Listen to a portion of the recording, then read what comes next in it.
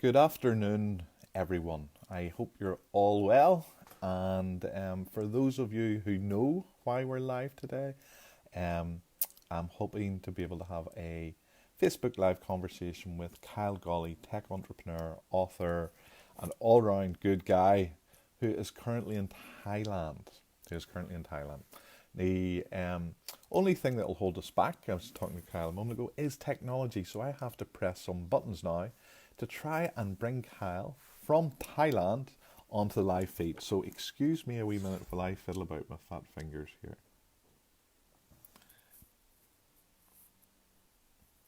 Okay. So now what I'm doing, Kyle, I'm not sure if you can see me now. Oh, we can. Hold on a wee second there. And approve. Okay, just waiting for. I think it's Thailand. We'll confirm that when we get Kyle on there. Hello. Hello, Can Kyle. you hear How me are you? okay? I I'm can hear good. you Can you loud hear and me? clear, and I can see Awesome. you very well. There's a Perfect. little tiny bit of a lag on the line that we'll probably have to work with, but apart from that, everything's good. Awesome. So what do we Good, do good. now? Just wait for people. No, we don't wait for anybody. We just chat, and if people turn up, they turn up. If they don't, they don't. What actually tends to happen with Facebook Lives is, although you will get an audience. So I see Anthony Campbell is with us already. Anthony, good to see you. Um, People will join and pop on and off during the conversation. Not everybody will sit and listen to the whole conversation, but what you tend to find with a Facebook Live is that most of the views happen after the live presentation. So if you waited for people to come on, So you'd never get to do a live broadcast. So we'll just start, I think, if that's okay with you. So Cal, yeah, this is all about you. This is all about you today. awesome. It's so people can find out more about the fascinating and the interesting life that you are leading, that you have led, and all the great stuff that you've done, that you're doing, and that you're going to do. So I think just so people can get a little bit of a framework of where you come from. Who are you? Apart from work, who is Kyle Gawley? Where do you come from? What have you studied? That type of stuff. So I'm a wee lad from just outside Belfast in Northern Ireland. I studied design. So my background is in like designing web applications. So I did that undergrad and postgraduate level. And then as I was doing my master's degree, I started a company called Get Invited, which is an online ticketing business. So I raised some venture capital for that while I was still a student with my co-founder David. Hmm. That was 7 years ago. Outside Wow. of work, I've been, I worked really, like I still work really hard. I worked really hard in Belfast for many years, and then I decided that I was going to travel the world while working. So for the last 3 years, I've been a digital nomad, traveling around and working remotely from nice tropical locations. Very good. And what are you? We'll obviously get onto the work bit in a minute, but when you're not working, when you're relaxed, what are you interested in? I see you riding about in motorbikes and on beaches and coconuts and stuff coming through in your news feed. But what are your interests outside of work? When you're on your downtime, what do you like to do? Most of my downtime is spent traveling or going on adventures. So that could be like traveling to new places, or if I'm like here in Thailand, typically what I'll do is like jump on the motorbike, drive like somewhere new and random. Try and do that every couple of weeks. That's one of my favorite things to do when I'm away is like drive into the jungle in Thailand and go and visit a wee village where there's no white people and nobody speaks any English, and you're just like completely outside of your comfort zone in this like completely alien environment. Wow. Now, to me, that would be Scary. intimidating. It would be stressful. Do you find that you get those feelings as well? That The first time I come to a new country, if I've never been there before, if I don't speak the language, I find it a bit nerve-wracking.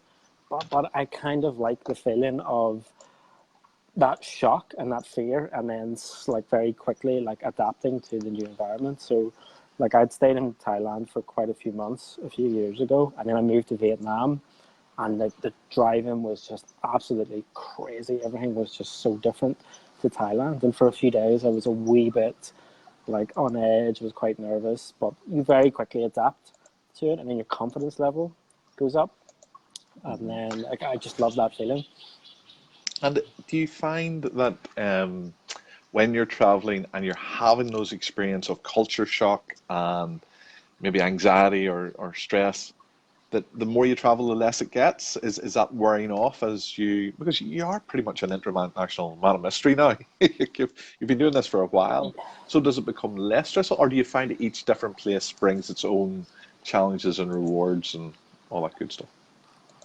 It depends on different factors. So like if you're going to a different non-English speaking country, it can be a challenge. Obviously, like if you're traveling around Europe or you're going somewhere where they speak English and you can communicate with people, it's a lot easier than when you're in an island in Indonesia and nobody speaks any English. Everything becomes a challenge, but you kind of become accustomed to the challenge, and you just learn ways of getting around it and how to pick up like bits of language that you need quickly in order to adapt and survive. So are you multilingual now? And do you speak more than one language, or do you get by on English and a few words? I can speak English fluently. Obviously, I can speak quite a bit of Thai now. I can speak enough Thai to do most like sort of day to day things. I don't speak any other languages. I should be able to speak French and German because I studied them in school, but I didn't really listen much, so Very I good. don't remember any of Much the same myself. it. My mum, my mum is going to be very disappointed with me for mentioning this, but the only GCSE I failed was French, and my mum's a French teacher. I do not know what went wrong there. My sisters and all are fluent French speakers, but for some, I just wasn't able to pick up languages, and maybe that's why I haven't traveled. Maybe I haven't traveled. And coming back to that, so that reminds me, you were quite humble when you talked about your studies. You actually came out of university with a first in your subject, so Yeah. that is right at the top of the academic criteria of university. How important do you feel that leaving university with a high qualification was? Was it very important? Did it open doors? Did it not make any difference at all? Was university a waste of time? What are your feelings about how university helped? I think university can be a waste of time, but there's a lot of opportunities and resources available there that I don't think most people avail of. Hmm. So like you can go to university, you can just like do the bare minimum, and you can come away with like a degree. But I think like for us, we got investment from our university. We got a lot of help and support for getting invited. So like all and that opportunity is there for everyone, but a lot of people don't take it. So I think you can get a lot out of university beyond just like getting the knowledge and education. But it's strange because like I think the only GCSEs that I passed in school was IT and I can't remember. So like I was a terrible student in school.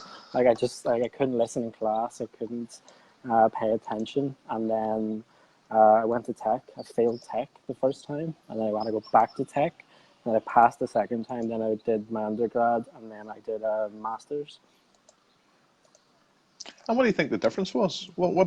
How did you go from being an underperforming school student to being a really successful academic at university?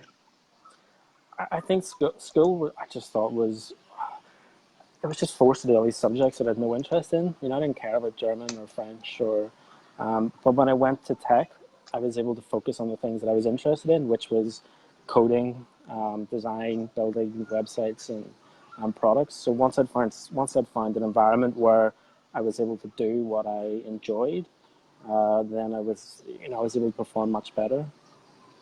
Very good. I see more and more people are joining us as the conversation goes on here. And Catherine Muldoon, I don't know, do you know Catherine from Derry? No? Do I? Lovely Don't girl, think lovely so. girl. She was working in the, I think, Catherine, you can send a link through to what it is that you're doing now. At the time, she was into web design, and she'd an early stage startup that was part of Mark Nagarsky's City of Culture, or what did you call the tech thing that you used to do up in Derry every Uh, year? Culture Tech. Culture Tech, that's the one. And I know she won an award there. Anthony Campbell has also joined us. Anthony Campbell, I know, is a really experienced, very successful web developer. And he's asking the question in the feed, Kyle, is Kyle still developing Get Invited? Yes, we've actually just released version 3, which is in beta at the moment. It's been out for about 2 months now. So it's And an we're doing, ongoing work in progress. yeah, we're doing something interesting at the minute with another startup, which will be, I can't really say too much about it at the minute, but it'll be doing more than just ticketing. So we're pretty excited about that and what we're going to be doing with that over the next few months. Wow, watch this space. That's going to be interesting. That's going to be interesting.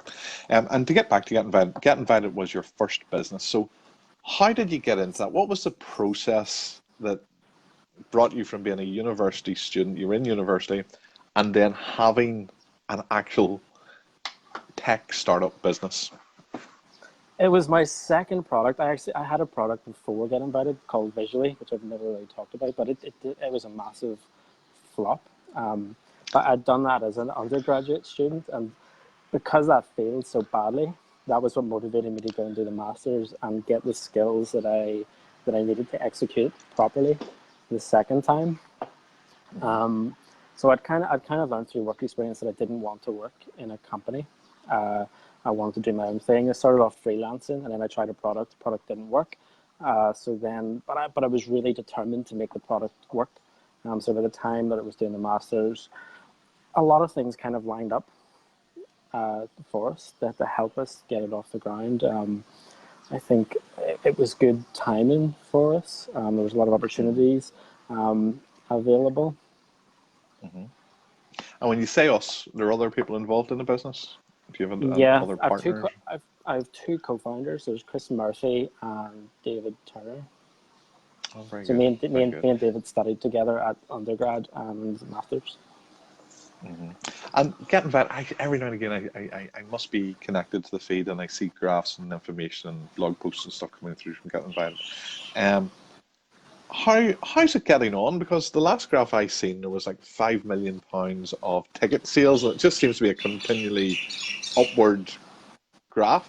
Like normally when you see the cliche graph for business successes, the graph goes up and down, round and round, and yours is just going like this. What's the story behind that graph? What does it mean?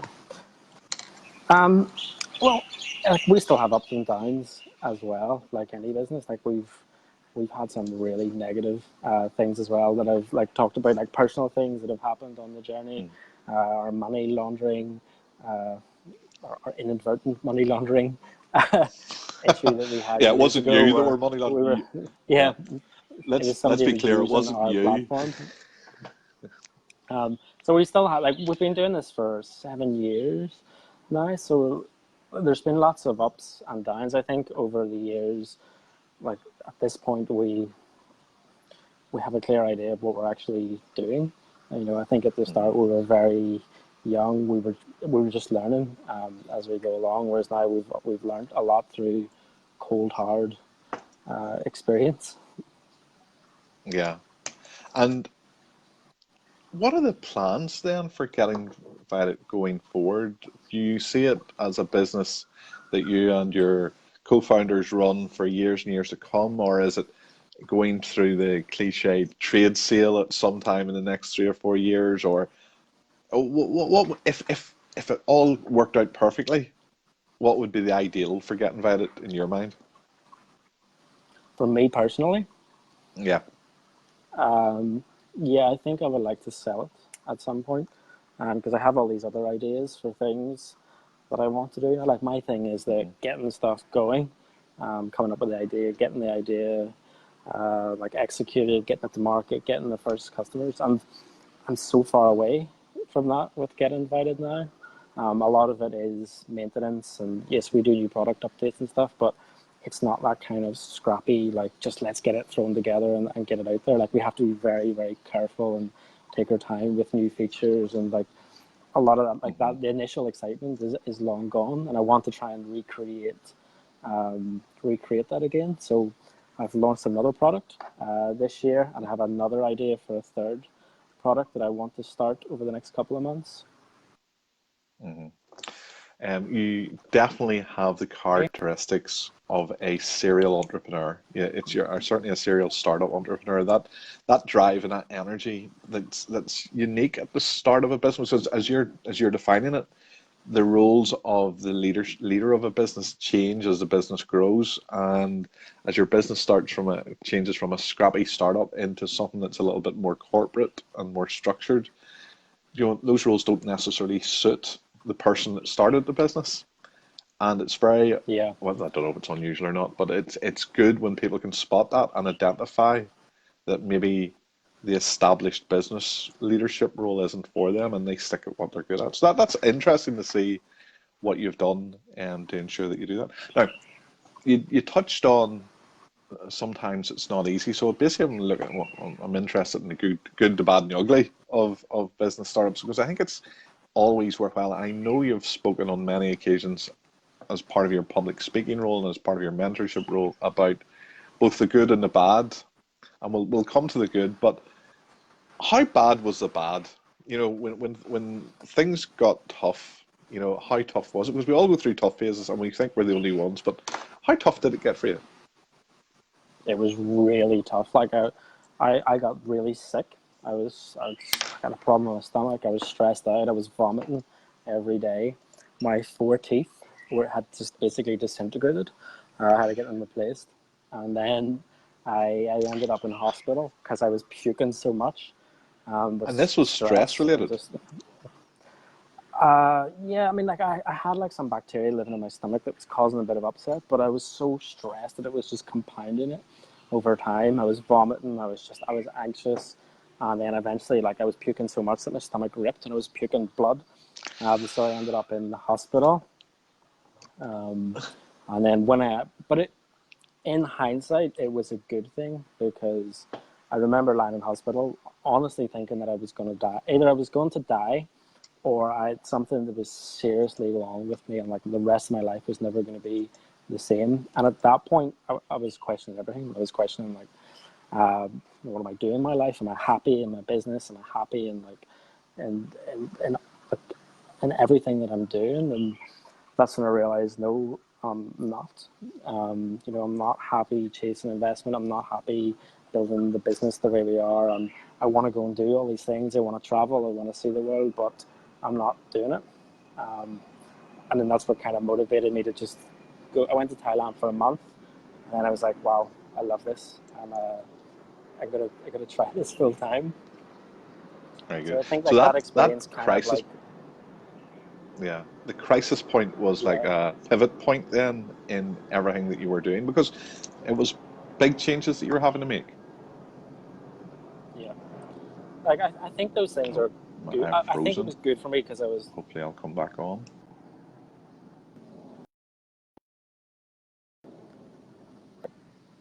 Can you hear me, Kyle? yeah, Yeah, good I stuff. could hear you just frozen. So yes, yeah. I So that think was it a was an positive. important pivot point. So it was a positive pivot I point. think it was, Um, yeah, I think it was positive because I was able to come away from it like relatively healthy, unscathed. It could have been much mhm, worse, and maybe it wouldn't have been as positive. yeah. And funny, the next question I had, did you get any advice on starting out? Did anybody give you any good advice? And what was the best advice that you got? But it also links into a question that's come through from Catherine Muldoon, who's watching us. And Catherine asked, how much does Kyle feel that local support or lack of it has affected his company's growth? So what advice and support did you get at the start that you either thought was beneficial or not beneficial, or, you know, the startup support network in Northern Ireland, where do you feel that is at the moment? There is a lot of good support and advice. Probably the best piece of advice I got, whenever I was a student, I was consultant for a startup called the Doorboard, and the founder is a guy called Chris Johnson. And I remember talking to him saying I had this idea for a business and I wanted to do it, but I was so scared because I didn't know what he was doing. And he was like, Kyle, don't worry about it. Everyone is winging it, Like I'm winging it, everyone else is winging it. And I was like, okay, that makes me feel a bit better. But I Yeah, think right. there's a lot of like BS advice in Belfast, but there's also a lot of people on it who have got businesses and who can offer like really valuable advice based on their experience. And if you can find those people, there's a lot of them that are willing to help out. And like we wouldn't be where we are if it wasn't for the people that have, you know, helped us over coffee. Hmm. Yeah, and it definitely is something that's very important. No man is an island, you know. Even if you're on Yeah. an island in the sun, you do need that support network, yeah, and those experts and those people that have been there before to give you a helping hand up, or stop you from falling down too far. Um, Now you've developed since Get Invited. Get Invited hasn't been the only thing in your life, and running one business is hard enough. So how you've done the energy to do all the other stuff that you've done since Get Invited is really impressive. Um, so you have other business ventures as well, and one of the things that really interests me about the other things you're doing is that they give you what is it called? Is it residual income? Passive. An passive income? Yeah. So tell us something about the passive income businesses that you've developed, and what are you doing there? So my other business is called Gravity. I'll not get into like the specifics of what it is because it's so nerdy, but it's basically Uh-huh. like a software product that helps entrepreneurs build software faster. And to be honest, I built it because I wanted to build another product on the side. So I built this thing to help me do it. I got chatting to a guy in a co-working space here in Chiang Mai, and he was like, "Man, that's amazing. You should be selling that. People will pay for it."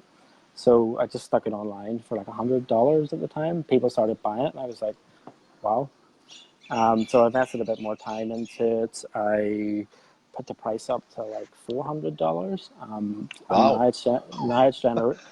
it's generating like last month was $3,000 a month, like recurring passive income, for just this thing that I just made on the side and put online.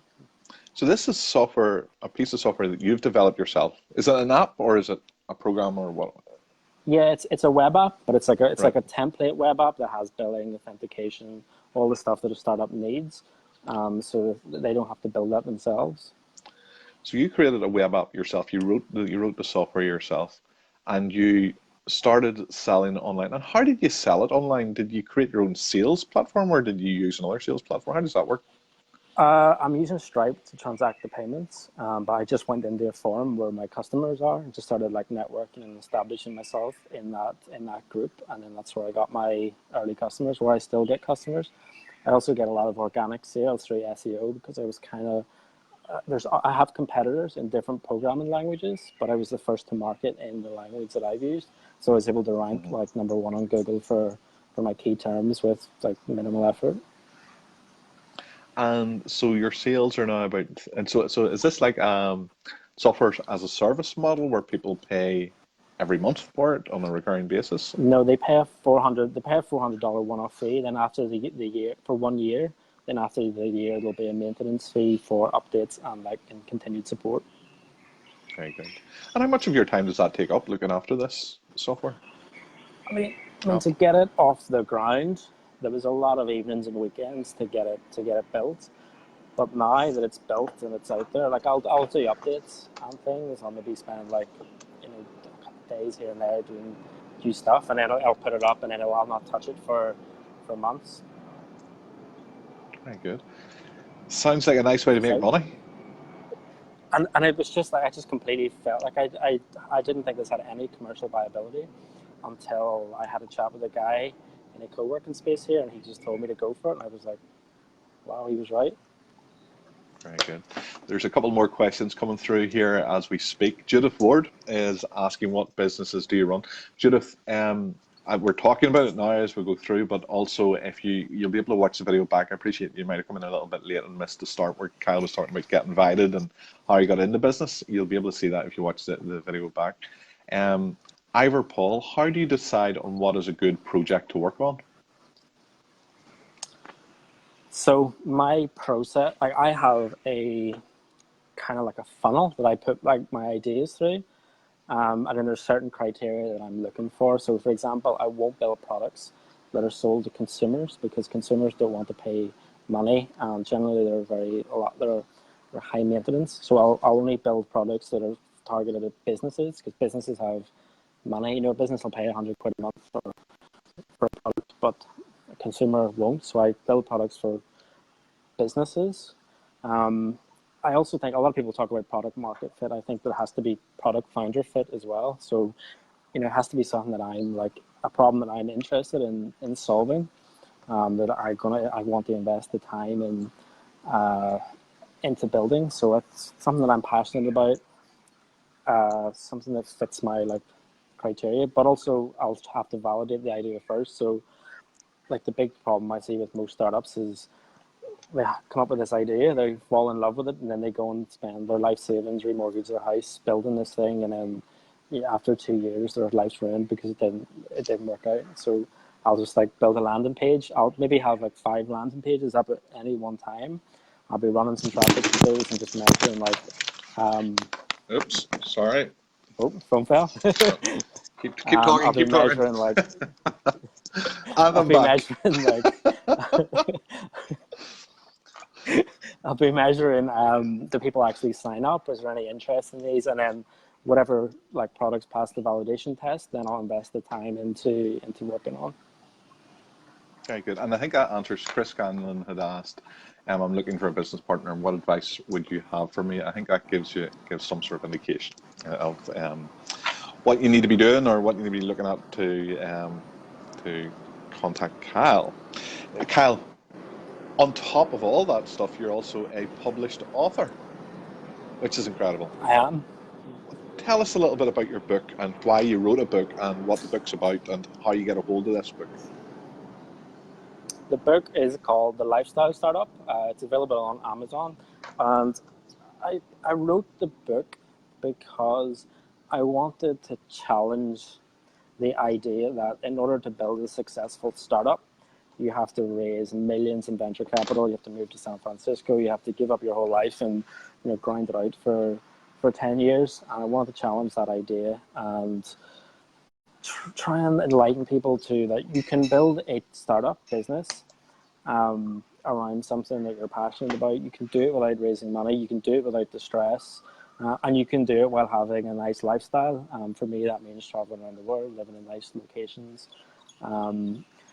The book, I did it because I wanted to challenge that idea. I wanted to have a go at writing a book. I'm probably going to rewrite the book maybe next year. I think there's a lot that I've learned over the last year that I would like to incorporate into it, because I wrote the book just as I was starting my digital nomad journey.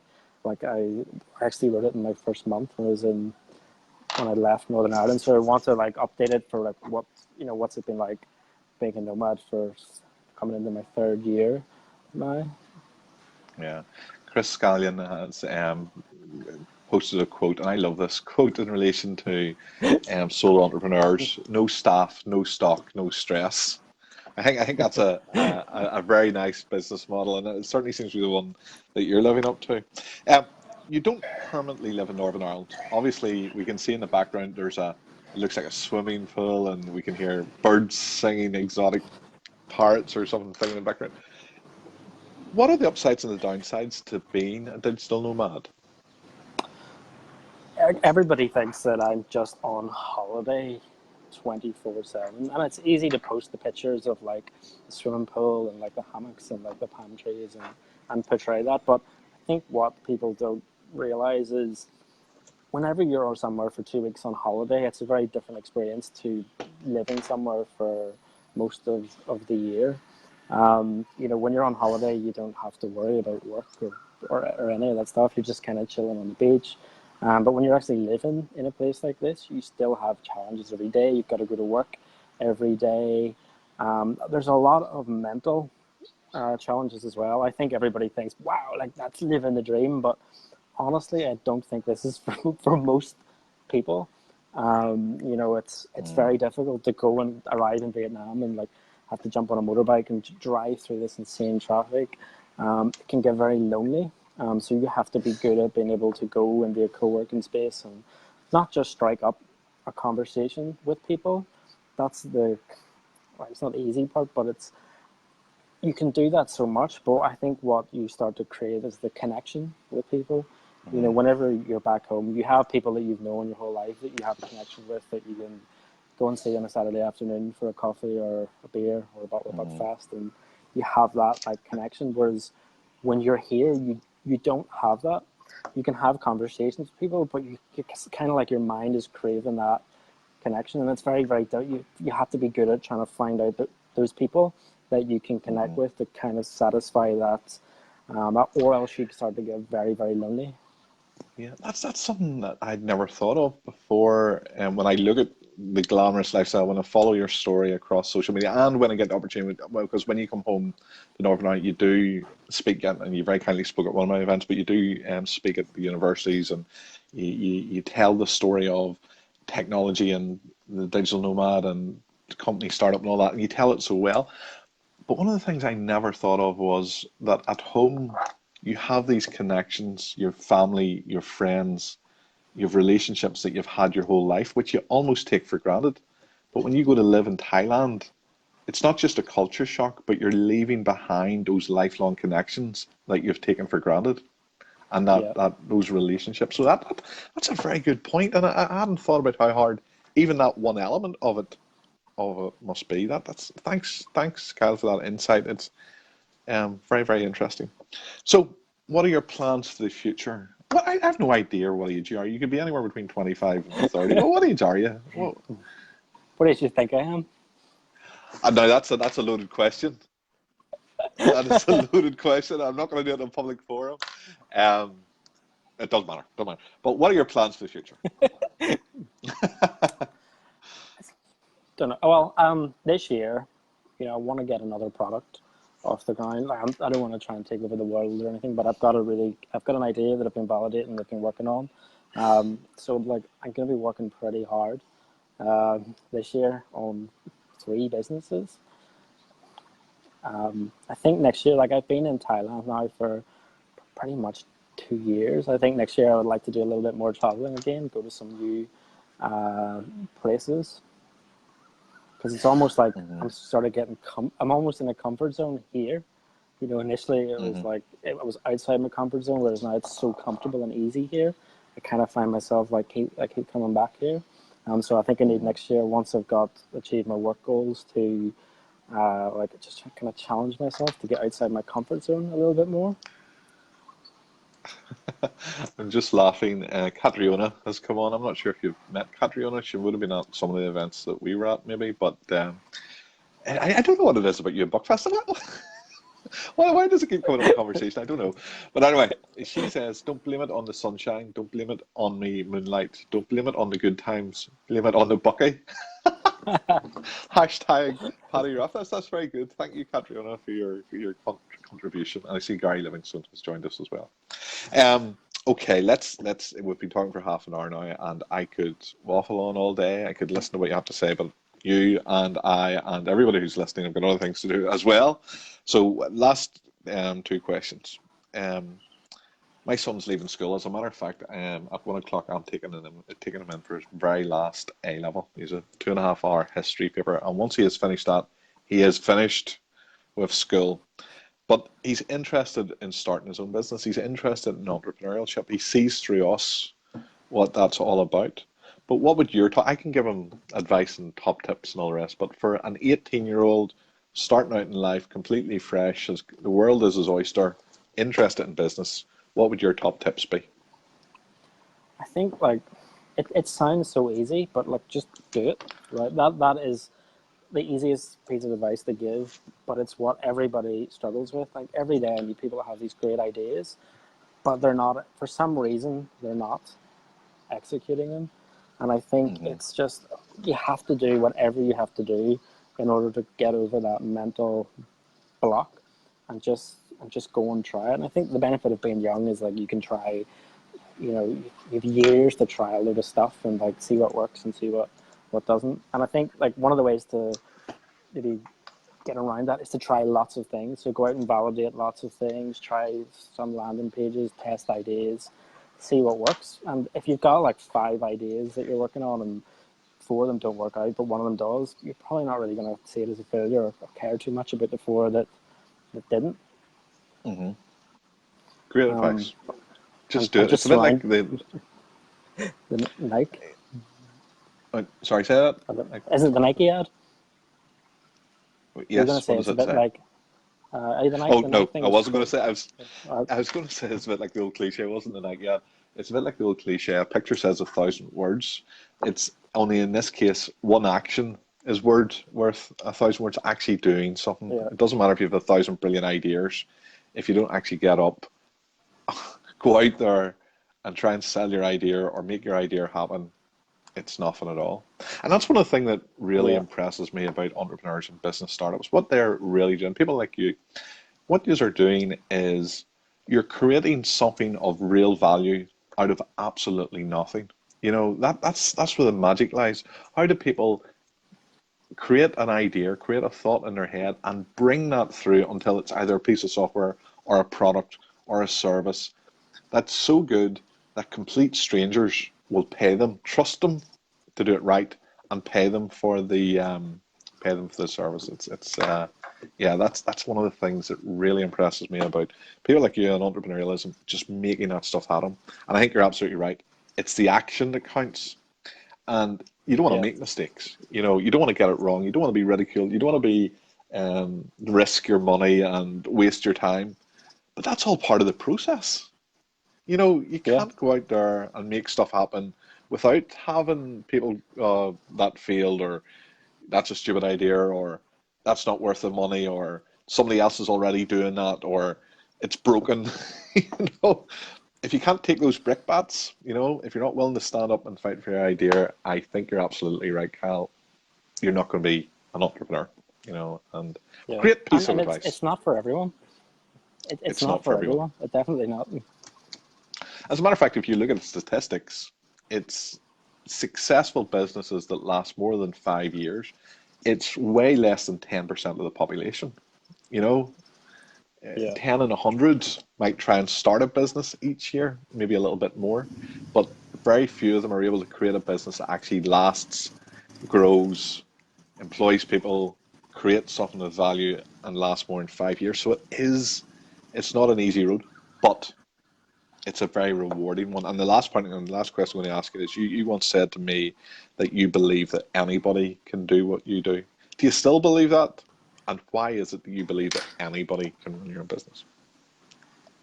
I think anybody can do. I think anybody can do. Maybe not like particularly what I'm doing because I like software development. You need to have like really deep skills. But I think if it's for someone that has like a passion or an interest or an idea for a business, anyone should be able to do that. In 2019, I mean, there's the resources available now and the opportunities are ridiculous. I mean, you can run a Facebook ad campaign and market your product or service to anybody in the world for penny, like literally pennies. You couldn't do that 10 years ago. You know, if you had a niche product 10 years ago, you couldn't, it was very difficult to sell it. I remember we started 12 years ago in Gilchrist and Co. And literally we got our first clients by sending out emails and following up by telephone calls. And we really had to work at that because we had no clients at all. We had no reputation, we had no credibility. Nobody knew who we were, and going out and networking and stuff. And now we're completely full. You know, we're as many clients as we want and more. And it nearly all comes down to free this type of stuff, social media, having a presence on social media, having an opportunity to tell your story, connecting with other people, building credibility, and the business just floats. And it is, as you say, it is a completely different world. And if you, Yeah. I think more than advertising and more than branding and more than all that stuff that people do to develop their business, I think what we're doing right now, that sense of connecting and just telling your story and what it is you're doing and listening to other people's stories, I think that's one of the best ways to build business for small entrepreneurs or for sole practitioners. And none of it's particularly, like, it's not, you don't have to be really smart. You don't have to have No. done well in school. You don't need a degree. You just got to be able to take action and have that enough self belief or be able to trick yourself to get around your lack of self belief and just make it, just do something. Yeah. Okay. Do you know what, Kyle? I have really enjoyed the conversation. Thank It's you. been good. Thank you very much for joining me all the way from Thailand. What time is it in Thailand now? What time is it there? I'm 6 It hours. is It's 6:40. 6:40 p.m. And will you be Yeah. clubbing tonight? Will you be No, I'm out? gonna go get some. I'm gonna get back in the AC, and then I'm gonna get some food. Yeah, because you were telling me it's very humid there at the moment. You're roasted effectively. Yeah, yeah, it's hot. It's not hot at the Yeah. minute because it's evening, so it'll get dark in the next 20 minutes. But it's really sticky and humid at the minute. You know what would be really funny? You're not going to do it, and I don't expect you to do it, but you've got that lovely pool in the background. If the final shot was you just taking a big rub, it's just jumping. Yeah.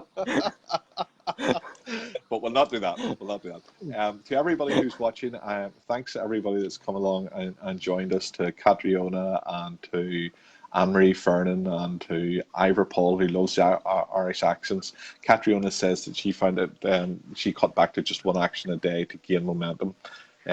She found doing a bit less helped with the overwhelmed feeling that she sometimes get. And Chris Scanlon has said, foundations are key. When you look at success in business, you don't need to reinvent the wheel. Copying success helps success. Kyle, I'm going to have to copy some of what you do, because whatever you're doing, it's obviously working. But sometimes I think you make it look a little bit easier than it actually is, and you've been very, very open and generous in telling us the downside as well. Kyle, I'm going to let you get on. Enjoy the rest of your day. I'm going to let everybody else get on as well. Thank you, everyone, for joining us. Kyle, you get the final Thank word, you. and that's it. Just do it. Just do it. Just do it. Take it easy, sir. I'll see you again. Thank you very much. See Bye. ya. Bye. Bye. Bye. Bye. Bye. Bye. Bye.